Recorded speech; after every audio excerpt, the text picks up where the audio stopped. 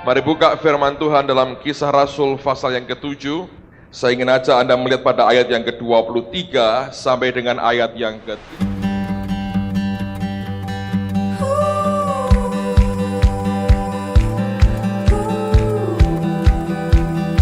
Yang ke-33.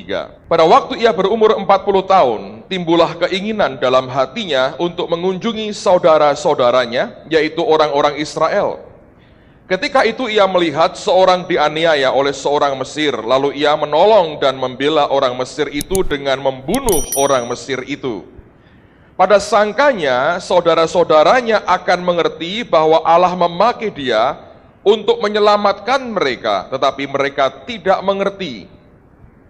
Pada keesokan harinya ia muncul pula ketika dua orang Israel sedang berkelahi, lalu ia berusaha mendamaikan mereka, katanya, "Saudara-saudara, bukankah kamu ini bersaudara?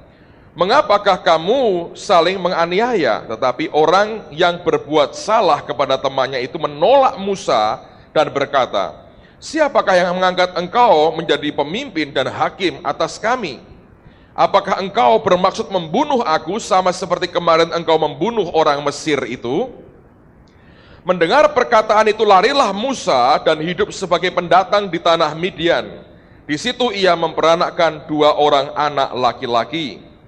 Dan sesudah 40 tahun tampaklah kepadanya seorang malaikat di padang gurun di Gunung Sinai, di dalam nyala api yang keluar dari semak duri. Musa heran tentang penglihatan itu dan ketika ia pergi ke situ untuk melihatnya dari dekat, datanglah suara Tuhan kepadanya, "Akulah Allah nenek moyangmu, Allah Abraham, Ishak dan Yakub." Maka gemetarlah Musa dan ia tidak berani lagi melihatnya. Lalu firman Allah kepadanya, "Tanggalkanlah kasutmu dari kakimu, sebab tempat di mana engkau berdiri itu adalah tanah yang kudus." 24 saya bacakan, 34. "Aku telah memperhatikan dengan sungguh-sungguh kesengsaraan umatku di tanah Mesir, dan aku telah mendengar keluh kesah mereka, dan aku telah turun untuk melepaskan mereka. Karena itu marilah engkau akan kuutus ke tanah Mesir." Nah, ini hal yang saya ingin bagikan buat saudara pada hari ini. Kalau Anda perhatikan akan hidup Musa, orang ini luar biasa sebetulnya ya. Tapi mari kita lihat, setelah Musa 40 tahun di istana Firaun, Alkitab mengatakan bahwa timbullah keinginan dalam hatinya untuk mengunjungi saudara-saudaranya, yaitu orang-orang Israel. Dalam bahasa Inggrisnya bukan dikatakan it came from atau muncul dari, tapi it came to, artinya datanglah kepada hatinya dari luar itu ke dalam, bukan dari dalam keluar. Kalau kita baca dalam bahasa Indonesia kita, sepertinya ini merupakan kerinduan hati Musa sendiri. Tapi sebetulnya ini bukan kerinduan Musa secara manusia, tapi Allah yang memberikan kerinduan di dalam hatinya untuk mengunjungi saudara-saudaranya. Nah, indikasinya jelas Musa mendapatkan dorongan Tuhan. Saya percaya Musa terima pengalaman rohani yang sebegitu rupa, sehingga dia tahu bahwa Allah memilih dia untuk melepaskan orang-orang Israel dari perbudakan di Mesir. Karena kalau Anda baca, Alkitab mengatakan, waktu dia mencoba melerai orang Israel, Alkitab berkata, pada sangkanya saudara-saudaranya akan mengerti bahwa Allah telah memilih dia. Tapi mereka tidak mengerti, artinya Musa ngerti betul Allah yang sebetulnya memberikan beban dan perintah kepadanya untuk melepaskan orang Israel keluar dari tanah Mesir. Nah, sekarang kenyataan yang terjadi adalah Allah berfirman kepada Musa. Waktu Musa mencoba melakukan firman itu, ternyata ujungnya malah tidak baik, saudara. Alkitab mengatakan dia harus lari dari tanah Mesir, tinggal di Midian, bukan setahun 2 tahun, 40 tahun lamanya, seperti orang terbuang. Ditolak oleh bangsanya sendiri, dikejar-kejar oleh bangsa Mesir. Dia jadi orang yang stateless, yang tidak punya kewarganegaraan. Mau gabung kelompok Yahudi ditolak, gabung Mesir ditangkap. Kemana dia mesti pergi? Dia lari ke gurun. Dan di sana dia kawin dengan Sipora, anak Imam Yitro, dan Alkitab berkata dia punya 2 orang anak laki-laki. Nah, tapi persoalannya adalah begini. Bagaimana mungkin Allah berfirman, ada orang yang mau melakukan firman itu, tapi ketika sepertinya dia coba lakukan, hasilnya malah dia ketendang keluar. Saudara pernah nggak ngalami itu ya? Banyak orang punya konsep begini, loh kalau Allah sudah memerintahkan, pastilah semuanya akan berlangsung dengan baik, tidak ada masalah. Ternyata belum tentu, saudara. Bukan karena Allah cari masalah dengan kita, tapi oleh karena ada sebab lain, yaitu Musa belum mampu menerjemahkan dengan baik akan apa yang Tuhan taruhkan di dalam hatinya. Dengan kata lain begini, saya mau ngomong langsungnya begini. Allah memang berkata, Musa, engkau akan aku utus untuk melepaskan umatku dari perbudakan di Mesir. Nah, Musa berpikir seperti caranya berpikir, bahwa kalau aku melepaskan mereka dengan cara yang aku tahu. Ingat, didikan selama 40 tahun di Mesir itu luar biasa. Alkitab berkata, dia berkuasa dalam perkataan dan dalam perbuatannya. Artinya apapun yang dia katakan, yang dia lakukan, itu berkuasa karena pangkat, karena statusnya, karena jabatannya. Nah, hanya itu yang dia tahu. Melepaskan berarti adalah dengan paksa menarik mereka keluar. Nah, untuk itu caranya gimana? Pakai kekerasan. Dia salah menerjemahkan apa yang Tuhan perintahkan. Nah, orang Kristen akhir zaman ini banyak yang mendengar suara Allah, dia tahu Tuhan berbicara, tetapi salah menerjemahkan perintah Tuhan. Kita berpikir Allah hanya bisa memerintah, lalu soal mengerjakan bagian kita. Saya berkata, kalau cuma bisa merintah, saya pun bisa, saudara. Anda pun juga bisa. Nah, hebatnya Tuhan adalah dia memerintah, sekaligus dia mengerjakannya di dalam kita dan lewat kehidupan kita. Nah, kalau kita mencoba dengan apa yang kita punya sebagai manusia, melakukan sendiri yang Tuhan perintahkan, ujungnya akan membuat kita gagal dan terpental seperti Musa. Sebab perkara yang dari Allah tidak bisa dinilai dengan cara manusia. Yang dari Tuhan tidak boleh diterjemahkan dengan cara yang manusiawi. Yang dari Allah harus diterjemahkan secara ilahi, yang dari Tuhan harus dimengerti secara surgawi. Tidak bisa kita hanya melihatnya dari sudut pandangan manusia. Saya ini merasa, saudara, dari sejak muda, Tuhan itu sudah membawa saya untuk melihat banyak hal yang aneh. Makanya saya terus terang sampai hari ini ya, saya paling takut untuk bisa menghakimi cara orang bergaul dengan Allah, itu paling takut. Dulu saya paling nggak bisa ngerti kalau Pak Yusa khotbah, tapi saya tidak pernah berani berkata ini orang sesat. Tapi saya nggak pernah berani, sebab dari sejak belasan tahun saya sudah dikenalkan Tuhan dengan banyak hal yang aneh-aneh. Contoh begini, siapa yang pernah dengar nama Bapak Pendeta almarhum Yeremia Rim? Ada yang pernah dengar? Coba angkat tangan. Ada yang belum pernah dengar nama beliau? Coba angkat tangan. Anda kehilangan berkat besar abad yang lalu. Tapi ini beliau sudah dipanggil pulang, dia sudah meninggal dunia, dan sekarang gerejanya, dia pendiri GKPB, Gereja Kristen Perjanjian Baru, dan dia seorang penginjil, dia seorang pembicara yang menurut saya yang paling hebat yang pernah saya dengar di negara ini. Orang ini luar biasa. Nah, dulu kami sering kumpul sama-sama, dan matter of fact banyak teman-teman yang juga lahir baru lewat ministrinya, dan Semarang mengalami kegerakan rohani. Anda tahu bahwa tahun 79, kota ini pernah mengalami kegerakan rohani besar di antara para pelajarnya. Ratusan bahkan ribuan pelajar SMA pada waktu itu, sekarang SMU, dulu SMA, terima Tuhan Yesus termasuk saya. Dan dari kegerakan di Semarang ini kemudian nular ke Surabaya, ke Bandung, ke Jakarta, bahkan ke Amerika, ke Eropa, sehingga di mana-mana sekarang kita tahu ada begitu banyak gereja Indonesia di seluruh dunia. Sebetulnya kalau ditelusuri cikal bakalnya itu tahun 79, itu ceritanya luar biasa, saudara.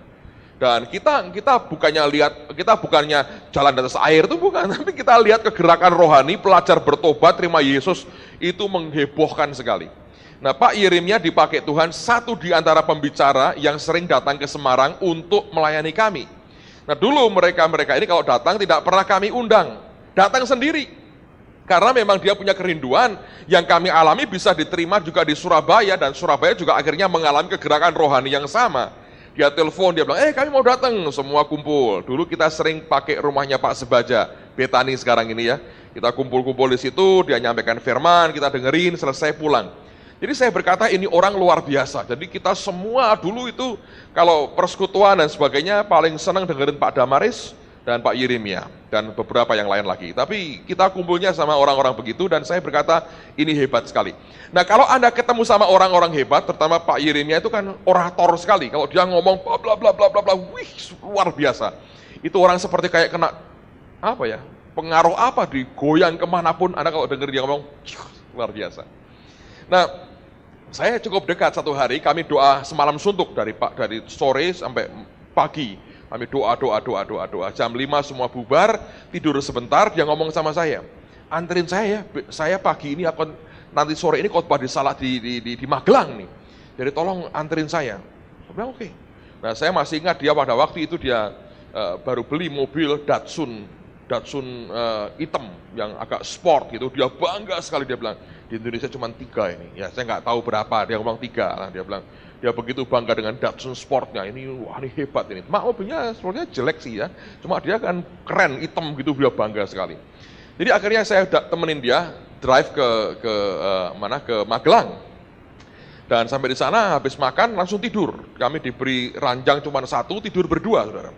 Karena panas gak ada AC-nya, zaman dulu jarang orang punya AC, dia buka baju, tidur. Jadi saya ngerti cara tidurnya dia, gitu ya. Saya juga tidur karena Anda tahu teler habis doa semalam suntuk tidur cuma sebentar, terus ke Magelang, akhirnya kami tidur. Nah kebaktian kira-kira kalau nggak salah ya 4:30 sore, 3:30 saya sudah bangun. Sudah bangun, saya turun, saya mandi, ganti pakaian, sudah siap mau kebaktian, ini pendeta masih tidur. Terus saya diemin ya, mau saya bangunin kasihan. Jam 4 ibu-ibu yang kebaktian itu sudah datang. Itu ibu-ibu sederhana sekali. Mereka datang mulai sembahyang. Jam 4:15 sudah mulai penuh orang. Dia masih saya bangunin. Ayer, bangun. Nah, jam berapa ini? 4:15. Katanya, langsung lompat. Ambil handuk, masuk kamar mandi. Mandi, keluar. 4:30 kebaktian dimulai, dia lagi pakai baju, pakai dasi. Karena kami nginep di pastori yang di lotengnya gereja, ada jendelanya dari atas, kita bisa ngelihat ke bawah, saudara. Jadi pada waktu kita lihat ke bawah, ngerti semua kebaktian dimulai, dia pakai dasi. Saya pikir ini orang pasti akan berdoa, hirasata karabahurat setuhan tolong dua. Enggak, santai aja. Yang dicari concordance. Dia buka. Ini dia, coret. Pulpennya merah, saya masih ingat. Cari di Alkitab, ketemu, coret, ambil batas Alkitab, masukin, tutup, plus, tidak nyatet, tidak ngapa-ngapain, tutup, bilang, ayo turun, loh, kok turun? Saya nggak berani tanya, loh kok turun? Kenapa tidak berdoa begini? Nah dalam konsep kita kan mesti begitu kan, mesti doa, mesti begini, oh Tuhan, urapanmu turun, begini. Ini orang enggak tuh, tutup, loh, kita kemana? Ya kebaktian katanya. Jadi turun. Anda mesti ngerti saya masih belasan tahun itu ya. 20 tahun belum belasan tahun saya. Masih belum 18 saudara, masih belasan tahun. Siapa yang umur 17 waktu itu? Sekarang ini umur 17 ada? Ya, masih segitu loh saya saudara. Saudara bisa bayangkan saya waktu umur segitu, saya nggak tahu apa yang istri saya lakukan pada saya. Dulu saya itu ramping saudara. Saya nggak tahu apa yang dia lakukan pada saya. Saya dulu ramping, serius. Dengan Pak Timotius hampir sama lah. Malah lebih keren sedikit ya menurut saya dulu.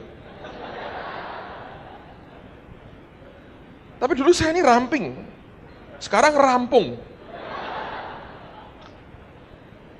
Dulu langsing, sekarang langsung, saudara. Wah, saya umur 17 lah, kayak teman-teman inilah. 17 tahun, saya ikut Pak Yeremia. Jadi dia, kan saya saya baru lahir belum setahun. Saya punya pemikiran orang itu mesti kalau mau khotbah kan persiapan begini, begitu. Waduh rumit mempelajarinya, ini orang enggak tuh. Cari konkordansi. Alkitabnya belum dicoret berarti dia baru ingat belakangan toh ayat itu. Dicoret, duduk. Ya saya duduk di depan. Ada gembalanya, Pak Yeremia di tengah, saya di paling ujung. Nyanyi puji-pujian, senang sekali kan saudara. Lalu kemudian Tiba waktunya kita mendengar firman Tuhan, Pak Yeremia akan khotbah. Langsung dipanggil, dia mulai khotbah. Dia buka ayat, dan saya masih ingat itu ayat berkata begini, kenyangkanlah kami di waktu pagi dengan kasih setiamu, supaya kami bersorak-sorai sepanjang hari-hari kami. Itu aja. Dia baca, bleks. Terus dia mulai ngomong, bla bla bla bla bla. Saya dengerin, ini ayat kan untuk saat teduh. Wong itu sore-sore kok baca ayat itu, saya bilang. Dia bisa ngomong begitu rupa tentang sesuatu, dia ngomong belum. 1 jam lebih saya bengong. Loh kok bisa keluar kayak begitu tuh dari mana ini? Bingung gak? Bagus sekali. Dia altar call orang maju ke depan terima Tuhan. Saya bingung lihat ini kok bisa begini. Wong tidur kok. Nggak ada catatan. Kok bisa ya?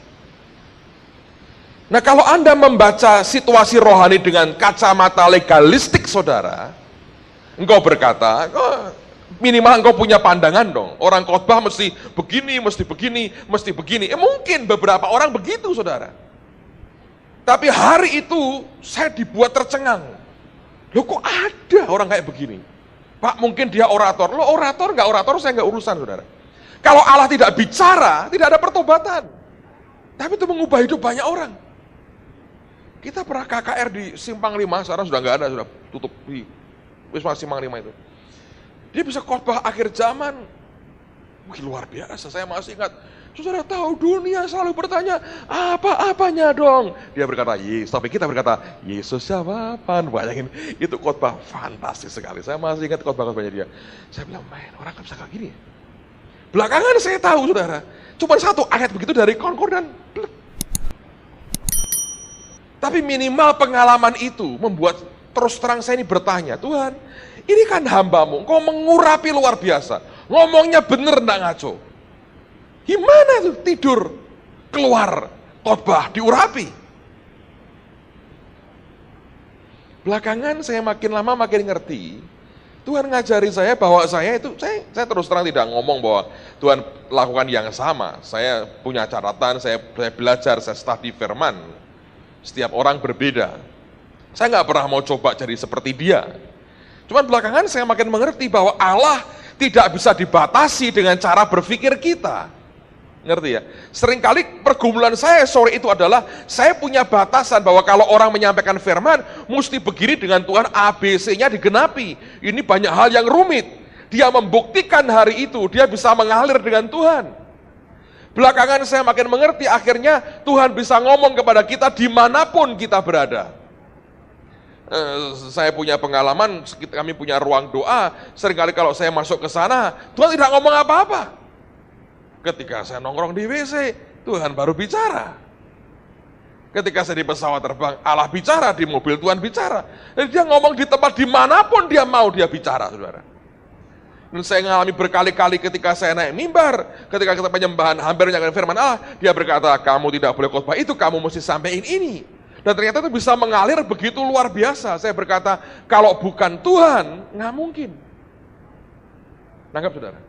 Nah dari waktu ke waktu akhirnya saya belajar, berapa banyak orang Kristen yang karena salah menginterpretasikan apa yang Tuhan taruhkan dalam hidupnya, dia akhirnya mengalami penundaan dari apa yang Allah sudah janjikan dalam kehidupannya. Nah, lihat apa yang terjadi. Musa terpental keluar. Menurut saya dia bingung, saudara. Siapapun yang mengalami seperti ini bingung. Katanya diperintah Tuhan, yakin ini Tuhan, makanya dia berpikir, sangkanya dia menyangka semua akan ngerti. Contohnya begini ya. Kalau misalnya ada seseorang lah, siapa? Dedi lah. Satu malam didatangi malaikat Gabriel.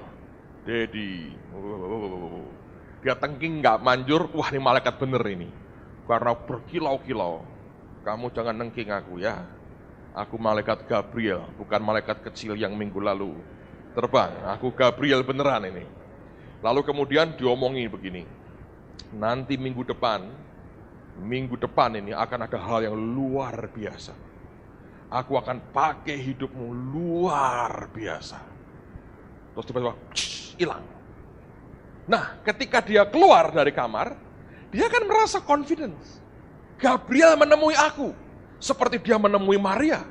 Pasti tidak berkata kamu akan mengandung, pasti tidak ya, karena dia laki-laki. Kalau namanya Desi mungkin saudara, tapi menurut saya tidaklah, Dedi, dia tetap Dedi. Lalu kemudian, saya mana tadi? Ya, dia keluar dengan confident, dia begitu yakin toh, dia begitu yakin. Tapi orang lain kan tidak mengerti. Kalau dia ngomong ini itu, bisa sebagian percaya, sebagian berkata ini anak mulai membual. Nangkep saudara.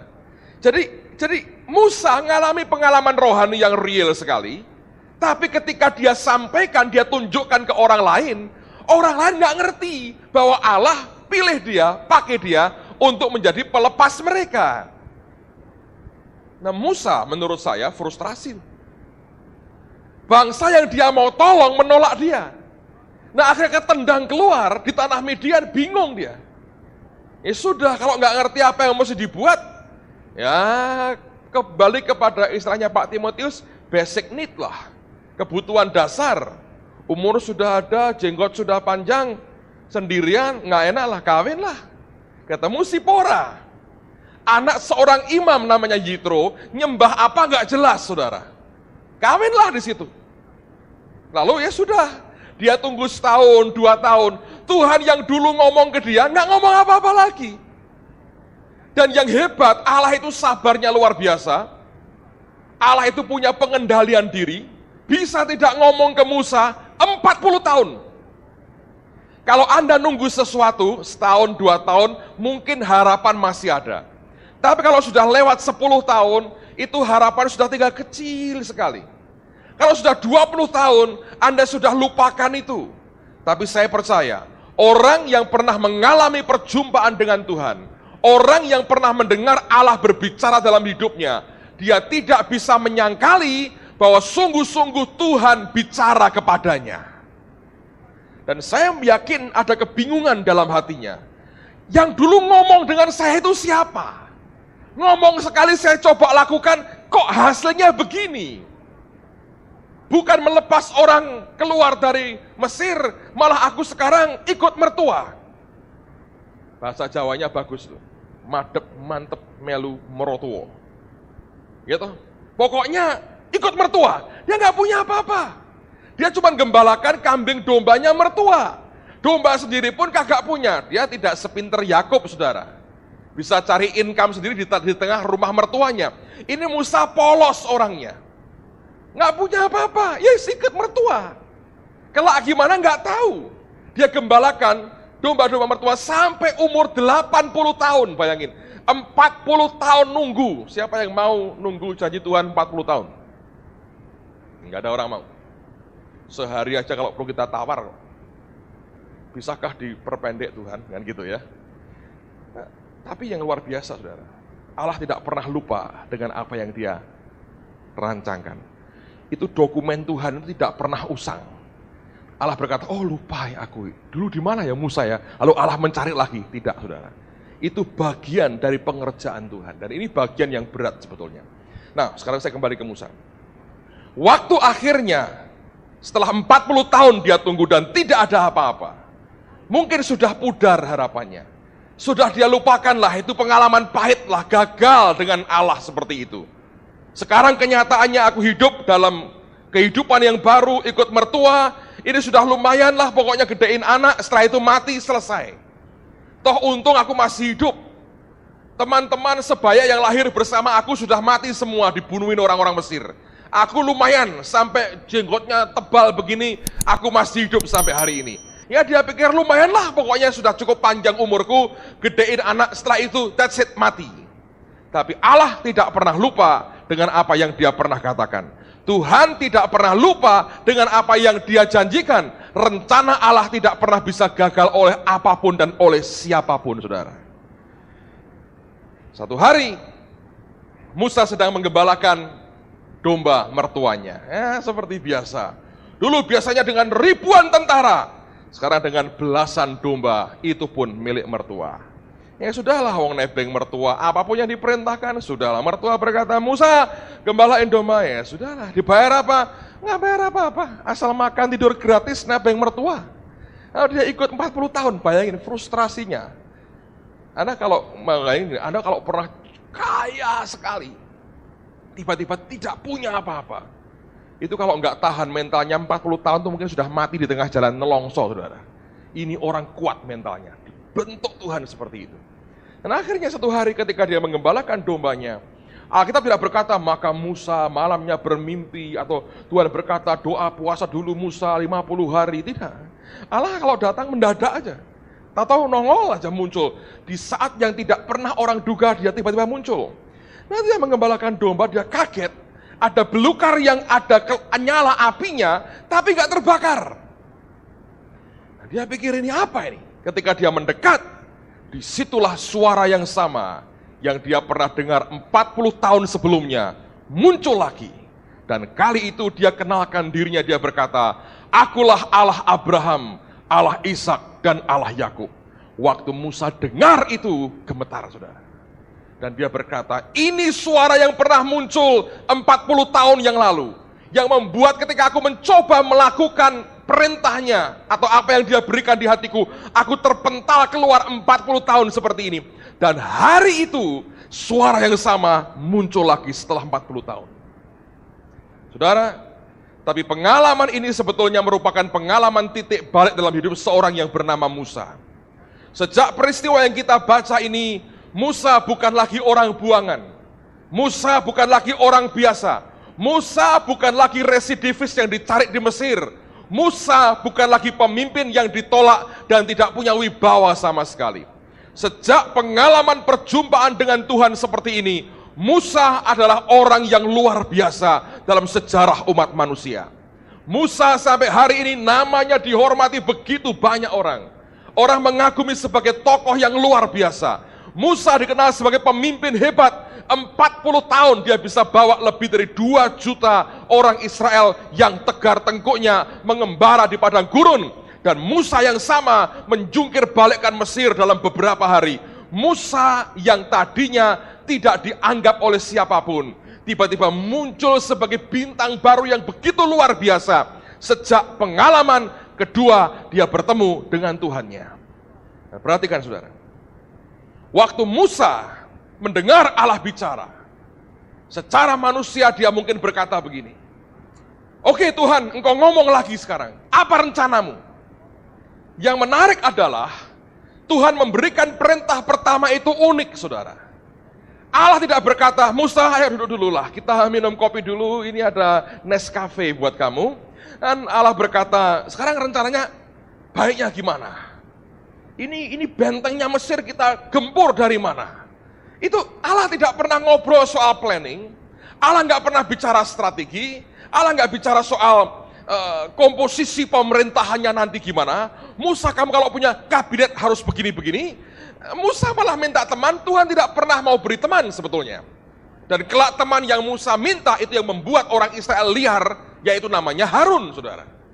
Nah, Allah tidak pernah minta apapun kepada Musa atau bicara apapun.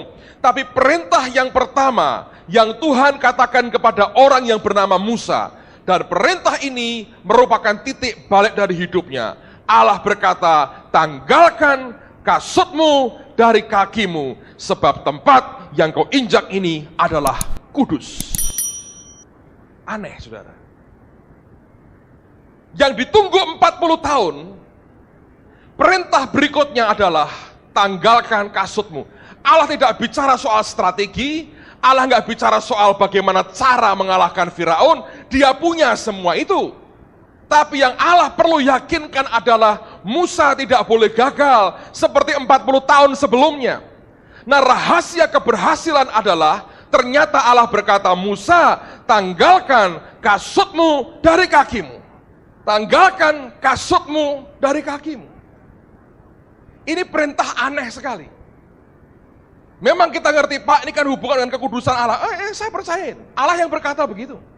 Sebab tempat yang kau injak adalah kudus. Tapi apa sebetulnya arti ketika Tuhan berkata, "Tanggalkan kasutmu dari kakimu"? Yesaya pasal yang ke-20.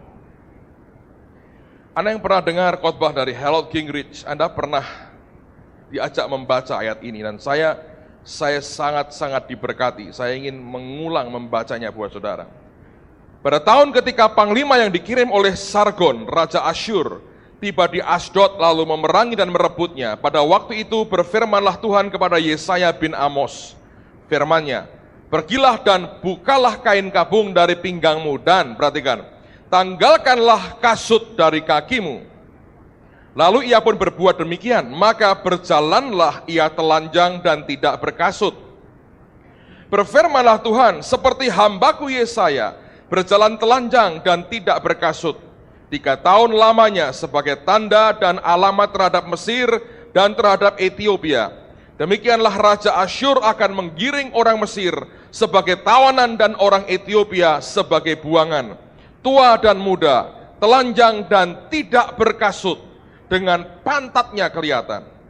Alkitab itu kalau ngomong terang-terangan, saudara, luar biasa, ada pantat segala ikut di Alkitab. Makanya sebuah kata itu bisa kudus, bisa najis, tergantung, saudara ya. Tuhan yang ngomong. Suatu penghinaan bagi Mesir, maka orang akan terkejut dan malu karena Ethiopia, pokok pengharapan mereka, dan karena Mesir, kebanggaan mereka, dan seterusnya.